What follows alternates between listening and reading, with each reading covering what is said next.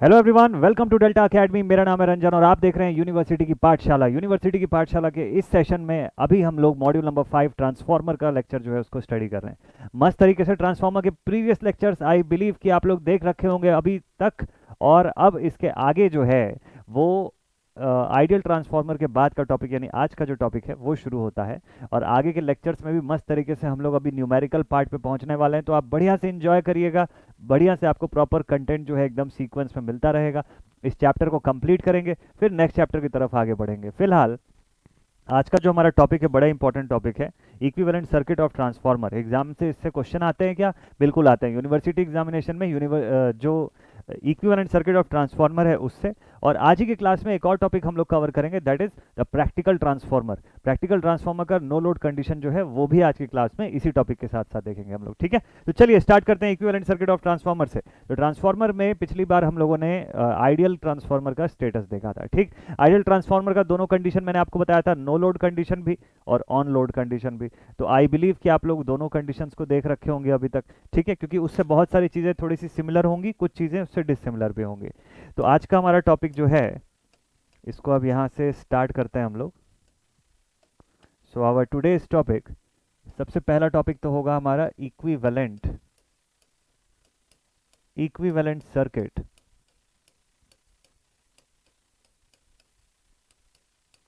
Diagram, equivalent circuit diagram of a practical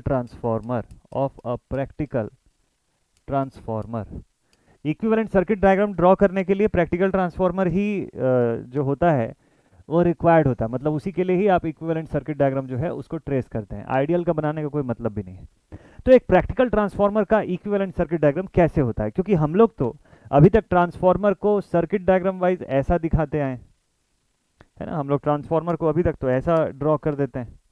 normally आप देखेंगे तो सर्किट्स में ट्रांसफार्मर को इस तरीके से दिखाया जाता है कि भाई यहाँ पर ऐसे कुछ n number of conductor turns ऐसे लगे हुए हैं, depending upon step up step down कुछ नंबर ऑफ टर्न्स है प्राइमरी साइड पर, कुछ सेकेंडरी साइड पे कुछ फ्लक्स लिंकेज हो रहा है, ऐसे कुछ बेसिक चीज़ों के हिसाब से दिखाते हैं। लेकिन जब आप इक्विवेलेंट सर्किट बनाते हैं तो उसके अंदर की रेजिस्टेंस, उसके अंदर की करंट में जो मैग्नेटाइजिंग कंपोनेंट है उसको, जो कोर लॉस कंपोनेंट है उसको, जो रिएक्टेंस कंपोनेंट है या मैग्नेटिक वाला जो फॉर्म है, मैग्नेटाइजेशन का जो रिएक्टेंस का फॉर्म है, वो सारा कुछ आपको दिखाना होता है। तो ऐसे केस में ये वाला डायग्राम जो है ये 100% सही नहीं माना जाता है। तो इस डायग्राम को ड्रॉ कैसे करते हैं, इसमें क्या क्या चीज़ें होनी चाहिए? देखिए, स्टार्ट करते हैं फ्रॉम द प्राइमरी साइड। फिर एक एक टर्म का मीनिंग जो है आपको मैं लिखवा दूंगा उसमें कि कौन कौन सा टर्म किस चीज़ को इंडिकेट कर रहा है। तो सबसे पहले हम लोग बात करते हैं अबाउट आवर प्राइमरी साइड। ठीक, सो लेट अस सपोज यहाँ पे हम प्राइमरी ड्रॉ कर रहे हैं और इस तरफ हम सेकेंडरी साइड को शो करने वाले हैं। ठीक, क्या क्या होता है भाई प्राइमरी और सेकेंडरी साइड पे यहाँ पे अवेलेबल? देखिए, सबसे पहले हमारे पास वाइंडिंग्स अवेलेबल होती है। वाइंडिंग तो दोनों तरफ ही होती है। अगर वाइंडिंग अवेलेबल होती है तो वाइंडिंग, देखिए जो वाइंडिंग है ऐसे इंडक्टिव कॉयल के फॉर्म में आपको दिख रही है। आपने एसी सर्किट्स के क्वेश्चंस बनाया हुआ है तो आपको पता है कि कॉयल वर्ड जो है that always stands for a series combination of R and XL. ठीक है, या आर एंड एल आप बोल सकते हो। तो इसका मतलब जब यहाँ पे हम लोग वाइंडिंग की बात करेंगे और वाइंडिंग में हमको बताना पड़ेगा इक्विवेलेंट एलिमेंट या कंपोनेंट के फॉर्म में, तो कौन सा एलिमेंट हम लोग यहाँ पे शो करेंगे?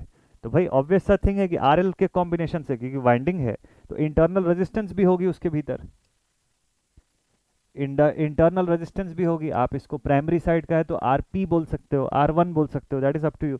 या फिर आप यहाँ पे इसके साथ साथ एक और चीज शो करेंगे, एक्सएल वन, प्राइमरी साइड का वाइंडिंग रिएक्टेंस। ठीक है, प्राइमरी साइड के वाइंडिंग का जो इंडक्टिव रिएक्टेंस होगा वो। ठीक है, ये हो गया यहाँ पर। देन उसके बाद तो क्या इसके बाद यहाँ से जो भी मैं करंट भेज रहा हूँ वो पूरी की पूरी पहुँच जाएगी क्या आउटपुट तक? नहीं पहुँचेगी। तो फिर क्या होगा, यहाँ से मैं कुछ करंट भेज रहा हूँ, उस करंट को मैं अभी फिलहाल मैं ओपन सर्किट कंडीशन पे आपको बता रहा हूँ। ये डायग्राम जो है ओसी कंडीशन हम लोग देख रहे हैं आज। तो ओपन सर्किट के लिए हम लोग आई नॉट के फॉर्म में इसको डिनोट करेंगे। ठीक, आगे चल के मैं आपको इस सब के बारे में लिखवाऊंगा। ठीक, अब बात कर लेते हैं इस पोर्शन पे वाइंडिंग। अच्छा, मान लीजिए एक कंडीशन भी ले लेते हैं कि हम लोग एक स्टेप डाउन ट्रांसफार्मर को स्टडी कर रहे हैं। अगर अगर सपोज कर लीजिए, ये सब लिख लेंगे अभी अलग से कि लेट अस सपोज कि if we are trying to draw the equivalent circuit diagram of a step down transformer, then we will have ज़्यादा मात्रा में primary number of turns and a smaller number of turns in secondary side. ठीक है। So this is our N1, this one is our N2। ठीक है, N1 और N2 यहाँ पर हो गए। इसके साथ साथ देखिए और क्या क्या कंपोनेंट्स है हमारे पास। यहाँ से करंट जो है दो चीज़ों में डिवाइड हो जाएगी। कौन कौन से दो पार्ट्स में, देखिए यहाँ से करंट जो है ना दो पार्ट्स में से डिवाइड होने वाली है।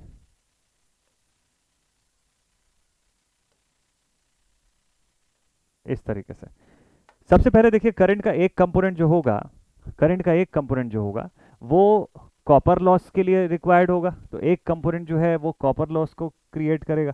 कॉपर लॉस मतलब आई स्क्वायर आर लॉसेस। आई स्क्वायर आर लॉसेस मतलब हम लोग वहां पर रेजिस्टेंस के हिसाब से इसको शो करेंगे। ठीक है, तो कॉपर लॉस का कंपोनेंट रेजिस्टेंस के फॉर्म में, इसको मैं आरसी से डिनोट कर लेता हूँ। यहां से जो जाने वाली करंट होगी इसको मैं लिखूंगा आई सी। ठीक है, कि जो कॉपर लॉस का कंपोनेंट होगा वो। दूसरा कोर लॉस का कंपोनेंट हो जाएगा। तो कोर लॉस के कंपोनेंट को मैं किससे शो कर लेता हूं, इसको रिएक्टेंस से शो करूंगा। ठीक है, ये मेरा मैग्नेटाइजिंग कंपोनेंट का सेक्शन है और जो करंट है ये भी आई म्यू है। This is also my magnetising component of current. ठीक है, इसको ऐसा लिख सकते हैं। तो इसको मैंने एक्स एम के फॉर्म में लिखा है, अभी सबको हम लोग देखेंगे। यहां से आने वाली टोटल करंट जो है मेरे पास दैट इज आई नॉट। ठीक है, यहां से आने वाली करंट जो है दैट इज आई नॉट। ठीक, तो अभी फिलहाल के लिए मैं आई नॉट को ही मेन करंट अपनी मान करके चल रहा हूं। ठीक है, अब ये जो आई म्यू होगा, ये जो आई म्यू हुआ, इसने जो मैग्नेटाइजेशन क्रिएट किया, कुछ ना कुछ मैग्नेटोमोटिव फोर्स क्रिएट हुआ। मैग्नेटोमोटिव फोर्स क्रिएट हुआ तो यहाँ पर ईएमएफ बन गई मेरे पास E1 इस पूरे सेगमेंट के भीतर, यहां से लेके यहां तक के बीच में। ठीक है, यहां तक का टोटल ईएमएफ जो हो गया प्राइमरी साइड का वो क्या हो गया, E1 हो गया। ठीक, अब हम लोग पहुंच गए सेकेंडरी साइड पे, कुछ ना कुछ फ्लक्स का लिंकेज हुआ होगा। तो सेकेंडरी साइड पर ईएमएफ मुझे कितना मिलेगा, ईएमएफ E2 मिलेगा। ईएमएफ E2 मिल जाएगा सेकेंडरी साइड पर। ठीक है, ईएमएफ E2 हो गया। क्या यहां पर भी वाइंडिंग लगी हुई है तो रेजिस्टेंस और रिएक्टेंस दिखाएंगे, बिल्कुल दिखाएंगे। यहां पर भी आप लिखेंगे रिएक्टेंस X2 और इसकी सेकेंडरी साइड की वाइंडिंग रेजिस्टेंस R2। ठीक, अब कुछ करंट यहां से इंड्यूस्ड करंट जाएगी जिसको मैं I2 से रिप्रेजेंट करूंगा। क्या यहां पे कोई ऐसा कोर लॉस या कॉपर लॉस का कंपोनेंट जो है वो नहीं दिखेगा क्या, यहाँ पर इस तरीके का कोई कंपोनेंट जो है वो नहीं दिखेगा क्या, नहीं, यहाँ पर ऐसा कोई कंपोनेंट आपको नहीं शो करना है। ठीक है, यहाँ इस तरीके का कोई कंपोनेंट नहीं दिख रहा है। तो ये पूरी की पूरी इक्विवेलेंट सर्किट डायग्राम है एक सिंगल फेज ट्रांसफार्मर की। This is the equivalent circuit diagram of a single phase transformer, वो भी practical transformer, in no load condition. In no load condition, देखिए लोड की कंडीशन कोई बड़ी बात नहीं है, आप कोई भी टाइप का लोड अज्यूम करके यहाँ पे शो कर सकते हैं कंडीशन। ठीक है, तो जो आगे के पैरामीटर्स होंगे, जो कैलकुलेशंस होंगे उसमें चेंज आएगा, जो फेजर होगा उसमें चेंज आएगा। आपके इस डायग्राम में कोई चेंज नहीं आएगा, यहाँ पर सिर्फ लोड एक लगा हुआ दिखेगा और उससे ज़्यादा कुछ भी नहीं। ठीक है, तो ये इक्विवेलेंट सर्किट डायग्राम आपने बना लिया। अब जरा कंपोनेंट्स का नाम लिखिए, बहुत इंपॉर्टेंट पार्ट यही है। अच्छा, सेकेंडरी साइड पे एक काम करिएगा, यहाँ पर टर्मिनल की वोल्टेज V2 जो है इसको भी आप बता सकते हैं। ठीक है, प्राइमरी साइड पर सप्लाई पोटेंशियल V1 मैंने नहीं लिखा तो उसको आप लिख लीजिएगा, दिस इज इंपॉर्टेंट। ठीक है, तो यहाँ पे करंट I की वैल्यू मैं यहाँ पर शो कर दूंगा। I जो है आपको I नॉट के फॉर्म में यहाँ पर मिल रही है, जिसको हम लोगों ने यहाँ पैरेलली शो किया हुआ है। इधर से I2 हमारी इंड्यूस्ड करंट है, E2 जो है हमारा इंड्यूस्ड EMF है। आपको याद होगा हम लोगों ने आइडियल ट्रांसफार्मर के केस में देखा था कि E2 is equal to V2 निकल के आया था नो लोड कंडीशन पे। ठीक है, यहाँ पर जरा चेक करेंगे सारी चीज़ों को। तो लेट अस अज्यूम, साइड पर लिख लेते हैं इसके लिए, या अज्यूमिंग दैट क्या क्या चीजें हमारे पास यहाँ पर देखिएगा ध्यान से। यहाँ पे सबसे पहले हम लोगों ने लिखा V1 जो है ये primary side, this is the primary supply voltage, primary side का सप्लाई पोटेंशियल है, सप्लाई वोल्टेज। ठीक है, ये क्या चीज है, this is V1। Okay, then इसके बाद हमारे पास है I1 is the supply current, initially हमारा I1 और I0 को हम लोग एक ही अज्यूम करने वाले हैं इस केस के भीतर, ठीक है। तो I0 जो है ये हमारा नो लोड प्राइमरी करंट हो जाएगा, इसी को मैं लिख देता हूँ I0 that is equals to my no load primary current, no load primary current, ठीक है। तो नोटेशन इसीलिए मैं एक ही यूज करने वाला हूँ यहाँ पे। चलिए ठीक है, और क्या क्या चीज़ है हमारे पास, देखिए XL1 और R1 ये दोनों क्या क्या चीज़ है। तो R1 जो है हमारा वो है primary winding resistance, primary winding resistance, primary winding resistance. वैसे ही XL1 जो है वो क्या चीज़ है, ये भी primary winding reactance, primary winding का रिएक्टेंस है ये, इंडक्टिव रिएक्टेंस, ठीक है। ओम्स के फॉर्म में इसकी भी वैल्यू है। अच्छा, और अपने पास क्या क्या है भाई, करंट की कंपोनेंट जो है आप अगर देखें ये I0 रिजल्टेंट के फॉर्म में दिख रहा है आपको, IC और IMU उसके दोनों कंपोनेंट्स हैं। तो IC और IMU क्या क्या चीज़ें हैं, IC जो है this is the core loss component, core loss component of I0, और वैसे आई म्यू जो है this is the magnetising component, magnetising component component of I0। I0 को दो कंपोनेंट्स के फॉर्म में हम लोगों ने ब्रेक कर लिया, ठीक है। I0 को आप एज अ रिजल्टेंट देखिए कि वो एक रिजल्टेंट के तौर पे आपको दिख रहा है, इन दोनों कंपोनेंट्स का रिजल्टेंट है वो, ठीक है। इस हिसाब से इसको ब्रेक करके आप समझिए, ज़्यादा इजी रहेगा, ठीक है। तो core loss component of I0 and magnetising component of I0, ठीक है। अब RC क्या है हमारे पास, RC जो है here RC is the core resistance, यही RC जो है ये अल्टीमेटली हमको लॉस का फैक्टर जो है वो बताएगा, इसी के हेल्प से हम लोग जो लॉसेस है उनको कैलकुलेट करेंगे आगे चल के, ठीक है। तो RC हो गया कोर लॉस रेजिस्टेंस, XM हो गया मैग्नेटाइजिंग रेजिस्टेंस, XM क्या है हमारे पास, this is the magnetising reactance, this is the magnetising reactance, ठीक है। तो इतने टर्म्स का मीनिंग हम लोग लिख लिए, ये सब प्राइमरी साइड के कंपोनेंट्स हो गए, ठीक है। और क्या बच गया बाकी, E1 N1 तो आप लिख ही सकते हो, चलो ठीक है, ये लिस्ट थोड़ी और लंबी हो जाएगी, चलो लिखते हैं E1 लिख देते हैं, this is primary induced EMF, primary induced. अब यहाँ पर सारी चीजें ना प्रैक्टिकल फॉर्म में चल रही है, इतना ध्यान रखिएगा। सो this is the primary induced EMF, और N1 जो है प्राइमरी साइड का number of turns, primary side का नंबर ऑफ टर्न्स। तो मैं समझता हूँ कि आपको ये सब लिखने में थोड़ा समय लग रहा होगा, और मैं भी ये लिख रहा हूँ तो इसमें थोड़ा टाइम जा रहा है लेक्चर का, बट ये इंपॉर्टेंट है क्योंकि ये नोट्स मैं आपको जब ड्राइव में भेजूंगा और जब आप पढ़ने बैठेंगे आपको कहीं पर डाउट होगा या कुछ चीज़ होगी तो आप इसी नोट्स के थ्रू देख सकते हैं। जैसे मान लो एग्जाम में अभी टाइम कम है तो हो सकता है कि आप ना लिखें इस चीज़ को, क्योंकि आपके पास ये नोट्स बना बनाया रहेगा तो आप इसी को देख सकते हैं रिविजन करने के पॉइंट ऑफ व्यू से।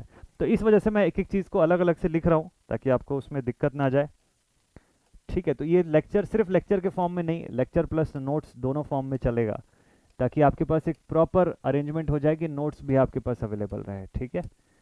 चलिए भाई, तो यहाँ तक के इतने कंपोनेंट्स के बारे में लिख लिए क्या हम लोग, प्राइमरी साइड के सारे कंपोनेंट्स लिख लिए ना, N1 E1 XM IMU IC I0 RC सारा चीज़ लिख दिया। अब चलिए सेकेंडरी साइड पर आते हैं। सेकेंडरी साइड पर आ गए तो ज़्यादा चीज़ें नहीं है, जल्दी जल्दी कंप्लीट हो जाएगा।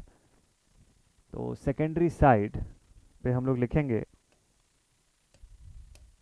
सेकेंडरी साइड पे लिखेंगे कि हमारा I2 जो है this is induced current, this is the induced current of secondary side, this is the induced current of secondary side, ठीक। बाकी यहाँ पे भी आप देख सकते हैं R2 XL2 डायरेक्टली लिख सकते हैं ना इसको, दिस R2 दिस XL2 और V2 E2 N2, इन सब के बारे में लिख लेते हैं। R2 क्या चीज़ है हमारा, this is the secondary winding resistance, secondary winding resistance, ठीक। XL2 को भी आप लिख सकते हो secondary winding reactance, secondary winding का रिएक्टेंस हो गया। V2 क्या हो गया आपका, terminal voltage, terminal voltage of secondary side. और E2 क्या हो गया आपका? Induced EMF. This is your induced EMF of secondary. ठीक है। N2 क्या हो गया? Number of secondary turns, number of secondary turns, secondary number of turns. ठीक है। इतने कंपोनेंट्स टोटल हमारे पास अवेलेबल हैं जिनकी हमको नेमिंग करनी थी। अब मुझे लगता है कि हम लोगों ने ऑलमोस्ट सभी कंपोनेंट्स की नेमिंग कर रखा है, तो अब इसमें आगे बढ़ने की जरूरत है। तो ये सारा कंपोनेंट हम लोगों ने बता लिया ना। इसी के साथ दूसरा टॉपिक मैं यहीं पर शुरू कर देता हूं, जिसमें कि हम लोग फेजर डायग्राम जो है उसको भी स्टडी करेंगे।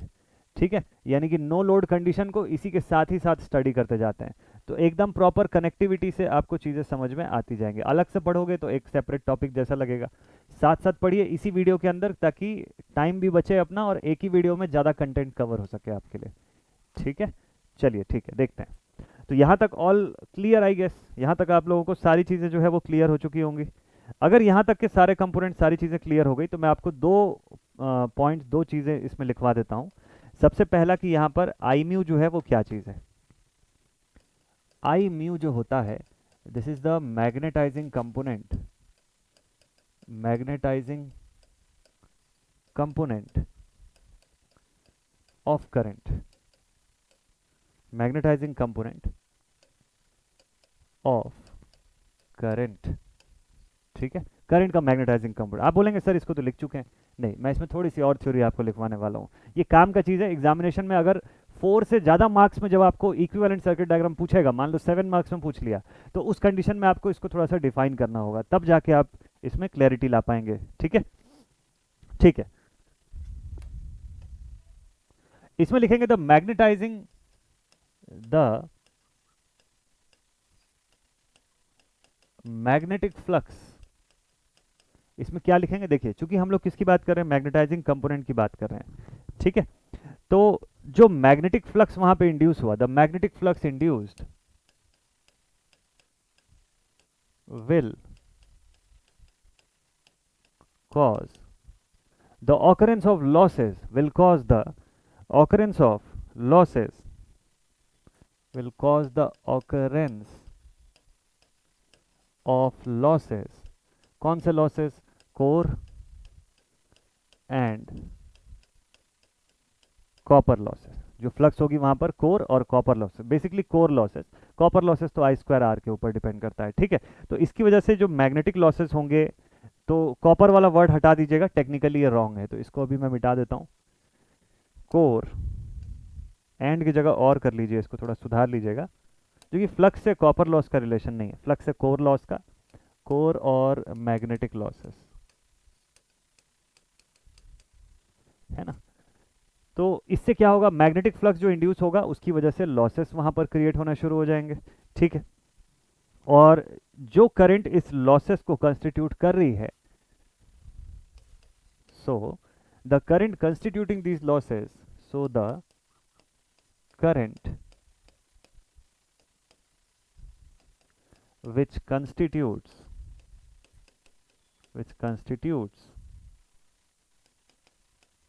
these losses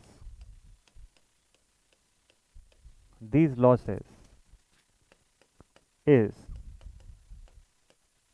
the magnetizing component, is the magnetizing component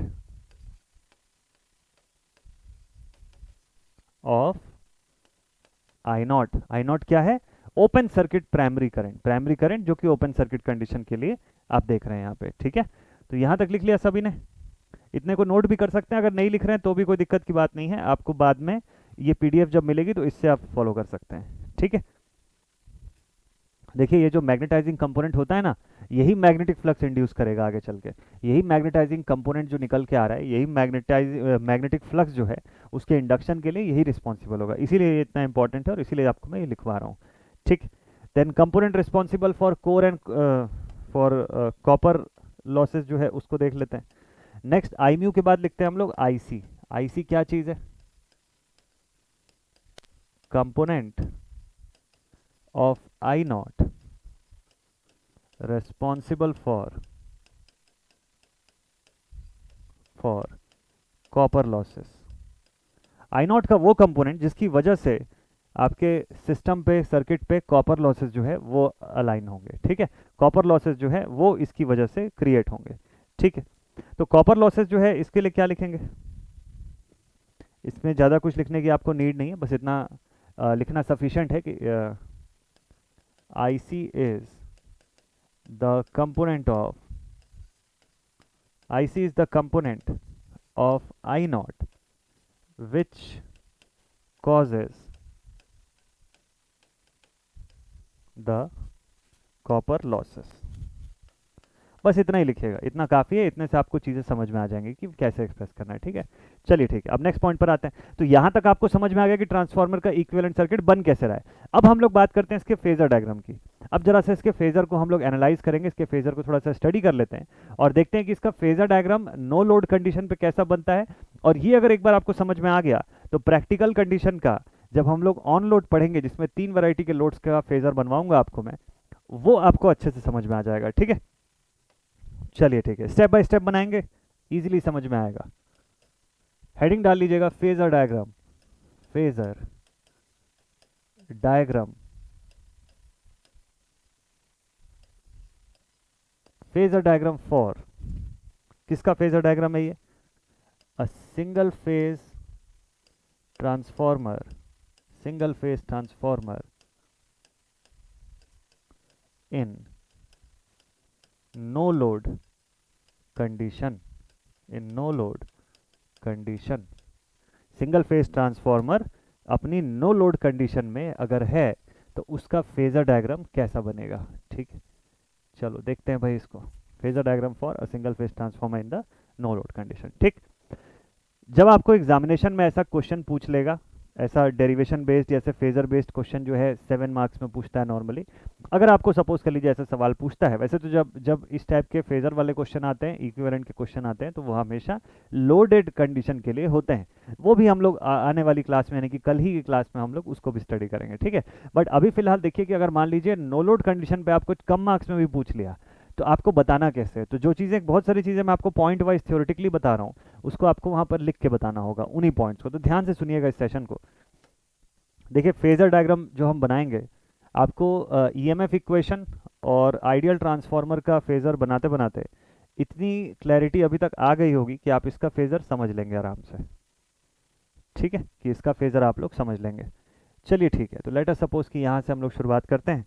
magnetising component of current जो है इसको देखते हैं जरा। The magnetising component of current I mu, जिसको कि हम लोग नॉर्मली आइडियल वाले केस में I mu is equal to I naught या I mu is equal to I one जो है वो बोल रहे थे अभी तक, ठीक है। उसी से शुरुआत करते हैं।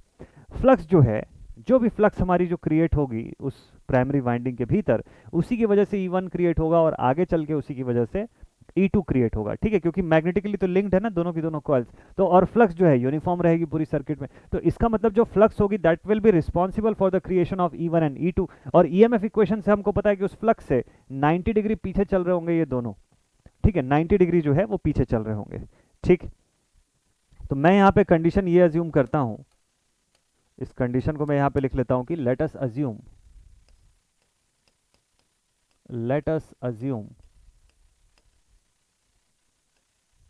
a step down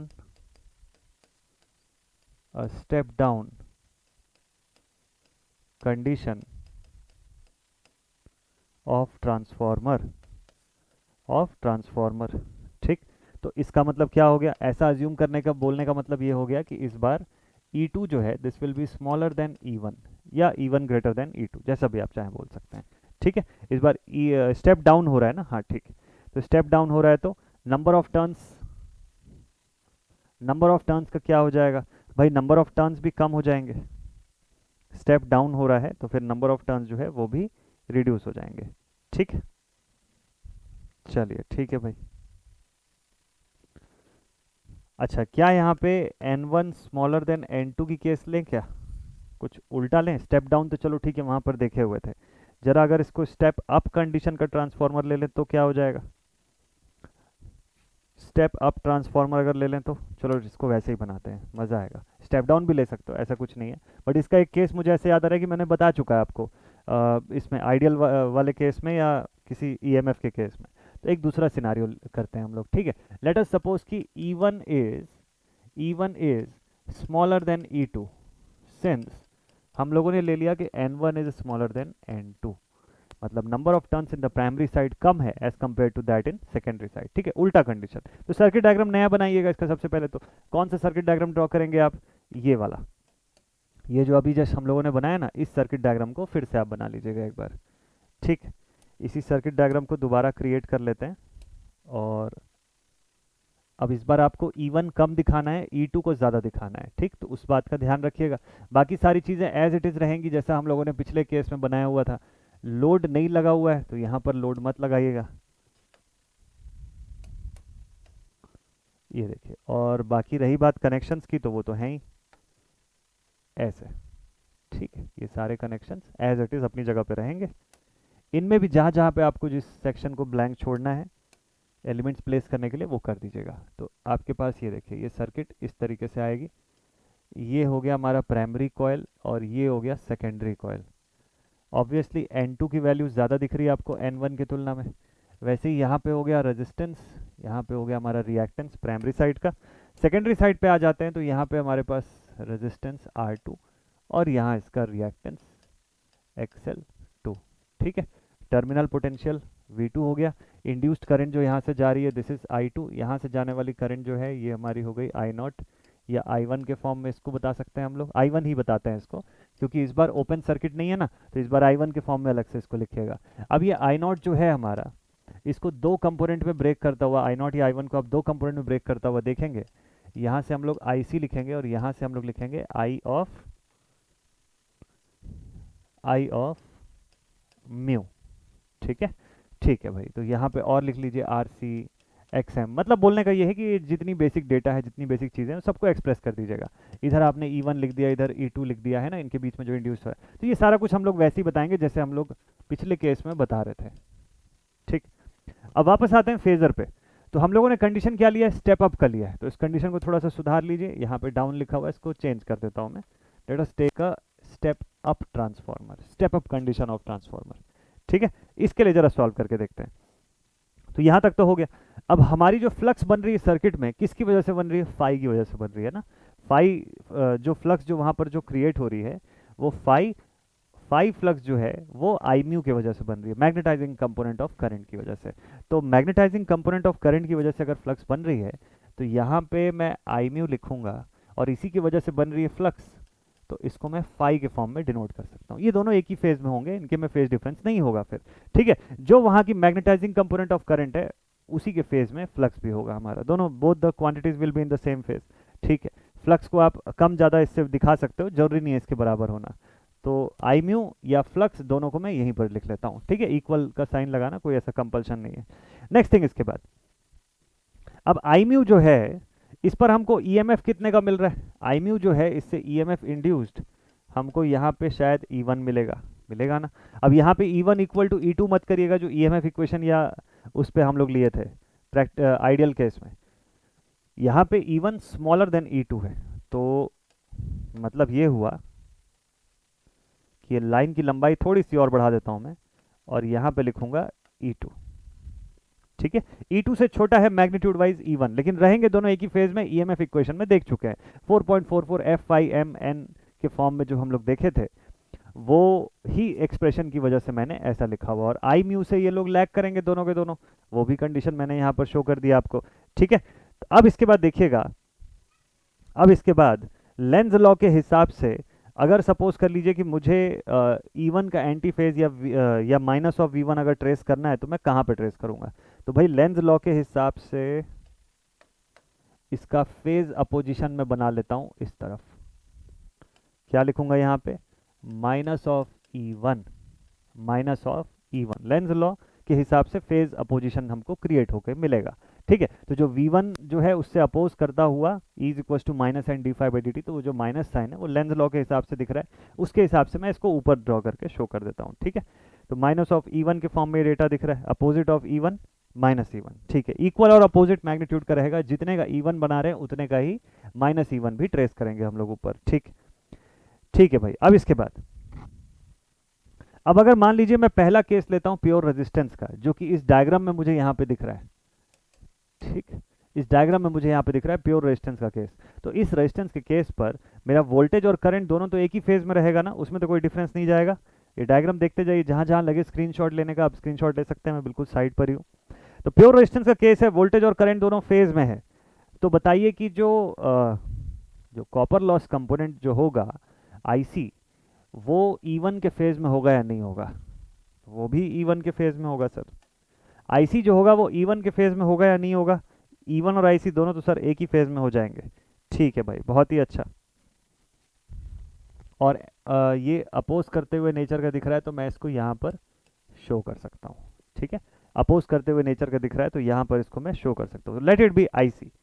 ठीक है, the copper loss component of this supply I not. ठीक, I1 सप्लाई का अपना कॉपर लॉस कंपोनेंट हो गया।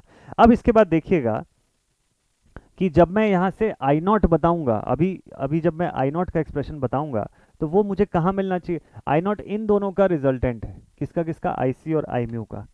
तो इसका जो फॉर्मेशन है वो कुछ ऐसा दिखना चाहिए। देखिए, parallelogram law of vector addition यहाँ से लगा दिए, parallelogram law of vector addition इस पॉइंट पे अप्लाई कर दिए, और दोनों का जो मीटिंग पॉइंट है इसको आप आई नॉट के फॉर्म में शो कर सकते हैं। ठीक है, तो यहाँ से आप शो कर सकते हैं कि भाई this value is our I naught, ये वैल्यू मेरे पास आ गई I naught, vector sum of these two quantities I C and I mu. ठीक है, यहाँ तक भी हमको समझ में आ गया। ठीक है, एक हिस्सा तो हम लोगों ने इसका बना लिया। अब यहाँ से ध्यान दीजिएगा, अब यहाँ से आप ध्यान दीजिएगा, यही आई नॉट करंट जो है ये रेजिस्टेंस R1 और एक्सएल से पास हो रही है। यही आई नॉट करंट जो है, इसको मैं I1 के फॉर्म में लिख रहा हूँ, यही आई नॉट करंट यहाँ से R1 और एक्सएल से पास हो रही है। ठीक, जब R1 पे जाएगी तो कुछ ना कुछ वोल्टेज ड्रॉप जो होगा वो क्रिएट करेगी वहाँ पर। बिल्कुल सही बात है। कितना वोल्टेज ड्रॉप होगा? तो VR1 is equal to I naught into R1। Similarly VXL1 is equal to I naught into XL1। दोनों जगह पे कुछ ना कुछ वोल्टेज ड्रॉप होगा, लेकिन ध्यान दीजिएगा कि VR1 से VXL1 90 डिग्री अपार्ट रहेगा, 90 डिग्री अपार्ट रहेगा, और अपार्ट भी क्या, इनफैक्ट लीडिंग रहेगा। ये ध्यान रखिएगा। ठीक है, तो ये बात आप समझ गए क्या, कि अगर मान लीजिए मैंने VR1 यहाँ शो किया, तो इससे 90 डिग्री ऊपर मुझे VXL1 दिखाई देगा।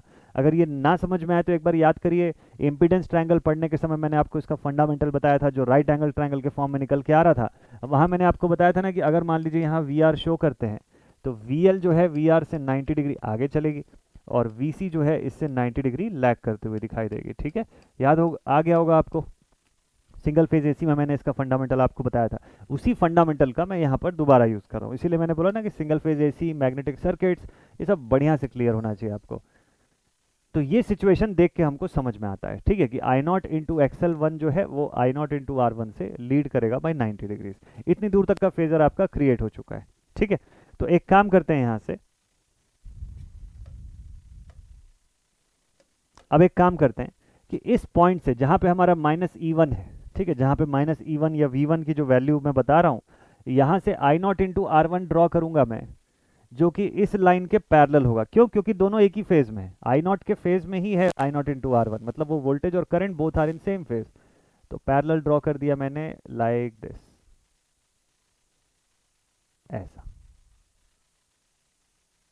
चलो ठीक है, इतना ड्रॉ कर देते हैं इसको ऐसा। ये कौन सी वैल्यू है? This value is my I naught into R1। देखिए दोनों एक ही फेज में दिख रहे हैं आपको, आई नॉट के ही फेज में आई नॉट इंटू R1 भी है, तो दोनों एक फेज में होना जरूरी है, क्योंकि ये वोल्टेज VR1 और ये current I naught both are in the same phase, क्योंकि वो रेजिस्टेंस के अक्रॉस की बात हो रही है। अब बात करते हैं रिएक्टेंस की। तो जब मैं रिएक्टेंस की बात करूंगा, इसके अक्रॉस का वोल्टेज VXL1 अगर मुझे बताना होगा, उसको कैसे बताऊंगा? तो उसको तो भाई मैं 90 डिग्री लीड करता हुआ दिखाऊंगा ना, यहाँ से इस वाले से 90 डिग्री लीड करता हुआ दिखाऊंगा मैं, यहाँ पर इस वाले से 90 डिग्री लीड करता हुआ दिखा दिया भाई। इसको थोड़ा सा और सुधार करके बनाएंगे। ठीक है, इसको थोड़ा सा और सही करके बना लेते हैं, लाइक दिस, ऐसा कुछ। ठीक है, तो ये हो गया मेरे पास आई नॉट इंटू R1। अब मेरा जो आई नॉट इंटू एक्सएल वन है ये इस आई नॉट इंटू आर वन से 90 डिग्री लीड करता हुआ बन गया। ठीक, क्या इसका नाम लिखे, this is I naught into XL one, ये चीज़ हो गया। अब एट द एंड आप देखिएगा कि जब मैं वेक्टर फॉर्म में यहाँ पे इसको सॉल्व करूंगा, जब मैं वेक्टर फॉर्म में इस पूरे का रिजल्टेंट बताऊं तो कैसे बताऊंगा, ध्यान से देखिएगा। Minus of E one plus I naught into R one plus I naught into XL one is equal to what.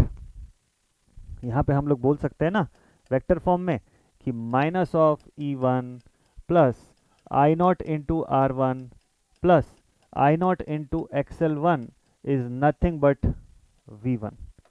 अगर इन सब के ऊपर प्रॉपरली वेक्टर का साइन लगाया जाए तो is equal to V one. Expression बिल्कुल सही है क्या, चेक कर लीजिए। Minus of E one plus I naught into R one plus I naught into XL one is equal to V one, ये एक्सप्रेशन हम लोग बता सकते हैं। तो मतलब वी वन प्राइमरी करंट जो है हमारी, उसका एक्सप्रेशन इसके रिजल्टेंट के फॉर्म में बता सकता हूं और आई नॉट से उसका फेज डिफरेंस भी निकाला जा सकता है। कैसे, इन तीनों का रिजल्टेंट क्या होगा, वी वन होगा। चलो रिजल्टेंट ड्रॉ करते हैं इसका। इन तीनों का रिजल्टेंट कहाँ से, इस पॉइंट से ड्रॉ करिए, ये जहां पर मिलता है, ये जिस जगह पे ये लोग कंबाइन होते हैं इसी पॉइंट पे बनता है आपका वी वन। और अब आप आई नॉट से वी वन के बीच का एंगल निकाल लीजिए, ये एंगल आपको 90 डिग्री का दिखाई दे रहा होगा और ऑलमोस्ट आपको ओपन की जो कंडीशन है उसके हिसाब से आपको ये 90 डिग्री का एंगल जो है वो दिखाई दे रहा होगा। ठीक है, वैसे ही इस जगह पे भी आपको एंगल जो है वो 90 डिग्री का दिखाई दे रहा होगा। ठीक है, उस वाले को आप नहीं भी ड्रॉ करेंगे, आप जस्ट इसके बीच का फेज डिफरेंस एंगल जो है, अब अलग अलग लोड के लिए जब पढ़ेंगे तो इसको अलग से सेपरेटली आप कैलकुलेट भी करना सीखेंगे। बोलिए ये वाला फेजर सबको समझ में आया प्रॉपरली?